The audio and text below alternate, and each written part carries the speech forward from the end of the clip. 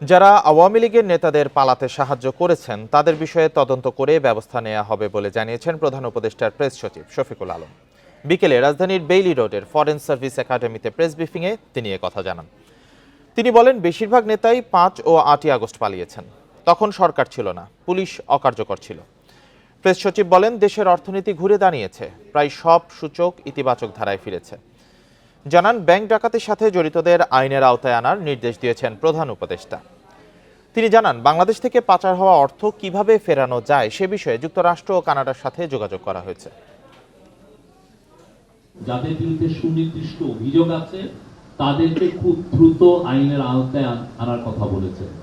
তারা যেন আইনের আওতার বাইরে না থাকে, যে করে হোক তাদেরকে আইনের আওতায় আনার জন্য উনি এমফাসিস দিয়েছেন। উনি বলেছেন যে এটা খুব যারা এই কাজগুলো করছে তারা আসলে বাংলাদেশের সাধারণ মানুষের টাকাটা মেরে দিয়েছে। তো তাদেরকে যে করে হোক, যারা এখানে আছেন, যে করে হোক তাদেরকে যেন আইনের আওতায় আনা হয়।